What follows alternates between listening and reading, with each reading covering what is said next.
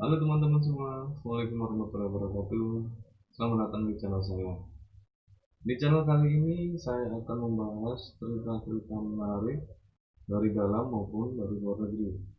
Entah itu cerita pembunuhan, cerita penculikan, cerita yang tak terpecahkan, yang menarik untuk kalian semua. Dan sebenarnya cerita ini sudah ada di dalam buku, jurnal, koran, bahkan di file-file FBI yang bebas diakses itu ada.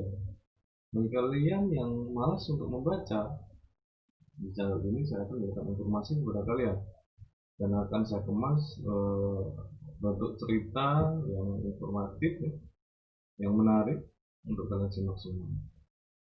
Oke, pantengin terus ya channel ini. Untuk cerita pertama, saya akan mengangkat isu-isu rasisme, ya, seperti yang baru-baru ini terjadi di Amerika sana. Dan ini ceritanya ini sebenarnya juga dari sana awalnya, yaitu tentang Ku Klux Klan, Ku Klux Klan atau apa namanya, atau disingkat KKK. Bagaimana cerita keseluruhannya? Pantang terus.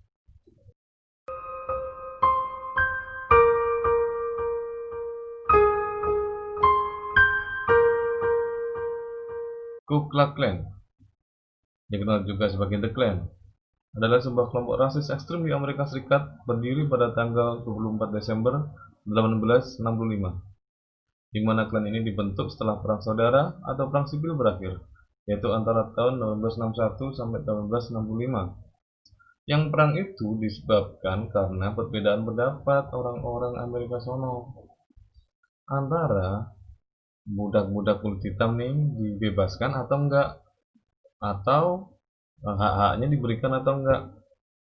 Akhirnya ada beberapa pemikiran-pemikiran yang di luar pemerintah yang sah waktu itu ya, bahwa orang kulit hitam harus sebelumnya jadi budak. Akhirnya timbullah perpecahan ini antara tahun 1861 sampai tahun 1865. Yang bentuknya adalah orang-orang yang kalah perang waktu itu, yaitu orang-orang Amerika Selatan sana ya, jenderal-jenderalnya yang memimpin perang, yaitu membentuk sebuah perkumpulan yang awalnya Invisible Empire of the South, dan beberapa waktu kemudian berganti Ku Klux Klan. Kelompok ini berkeyakinan bahwa ras kulit putih adalah ras yang terbaik, superior ya.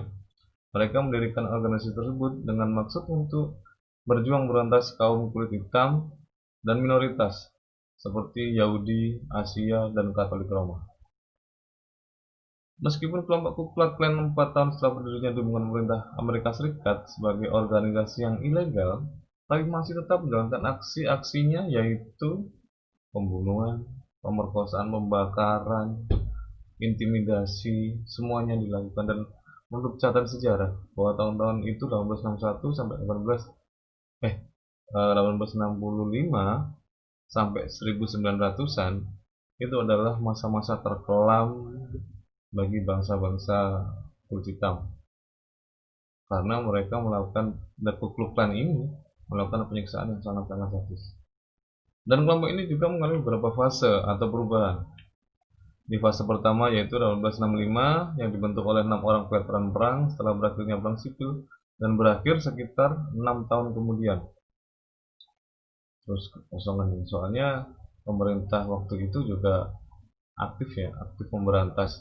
Cuma setelah ini yang gede berakhir ini, tapi masih ada yang kecil-kecil yang melakukan kekerasan, pembakaran segala macam untuk berusaha memusnahkan orang kulit hitam. Kemudian muncul lagi KKK generasi kedua atau fase kedua, the second phase tahun 1915, dan tentu saja ada orang-orang di balik ini semua. Dan yang bercatat sejarah salah satunya adalah William Joseph Simon yang lahir di Harpersville, Alabama. William ini lahir dari keluarga yang berbeda sebenarnya. Ayahnya adalah seorang dokter yang bernama Calvin Henry Simon. Di masa hidupnya, William pernah belajar di Fakultas Kedokteran di Johns Hopkins University. tetapi dia tidak menyelesaikan kuliahnya, entah karena tidak bisa menerima pelajaran dengan baik atau karena hal lain, kita tidak tahu ya. Dan kemudian si William Simon ini bergabung dengan tentara sebagai tenaga kesehatan di dalam perang Spanyol Amerika. Dan setelah perang selesai, William Simon mencoba menjadi guru di gereja Episkopal Metodis, tetapi diberhentikan pada tahun 1912 dengan alasan keefisienan, atau mungkin sudah kebanyakan guru waktu itu ya, jadi tidak efisien dia bekerja di sana. Sebelum di KKK, dia juga pernah bergabung di 12 organisasi persaudaraan berbeda. Cuma dia juga punya sebutan atau nama alias yaitu Joe Duck atau Kolonel. Dan itu sedikit biografi ya tentang Simon ya, biar kalian tahu sejarah biografinya sedikit. Dan nanti kita akan bahas di lain waktu ya. Nah, beberapa pentolan-pentolannya ini juga menarik juga untuk dibahas dulu. Terus tokoh yang kedua ada yang bernama Edward Young Clark, lahir tahun 1677 di Georgia, dan dia ini sebenarnya orang kaya juga, anak dari pemilik perusahaan koran ya bernama waktu itu The Atlanta Constitution. Dan tugas dari Edward ini adalah menangani masalah pendanaan bagi organisasi. Jadi dia menemukan suatu sistem baru untuk melakukan pendanaan ya, untuk aksi-aksi organisasi tersebut. Karena pada dasarnya di satu organisasi itu pasti butuh uang, untuk melancarkan aksi-aksinya di masa yang akan datang. Kemudian dia menggunakan sistem iuran keanggotaan, dan dari iuran keanggotaan ini dia bisa meraup luar biasa pendapatannya untuk mendanai semua operasi-operasi yang terjadi di Amerika. Dan visi misi utama dari Ku Klux Klan ini selain menegakkan supremasi orang kulit putih di Amerika, juga mereka adalah anti imigran dan anti Katolik. Tapi lagi-lagi ini harus berakhir. Fase kedua ini harus berakhir pada tahun 1944.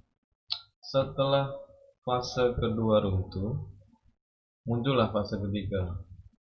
Yang saya nilai ini mereka sudah mulai serius dan mulai lebih rapi untuk melancarkan aksi-aksinya. Walaupun terkadang mereka ceroboh, melakukan aksi yang besar yang bisa dilihat oleh publik hingga tercatat di berita, sampai tertangkap polisi, FBI dan lain-lain.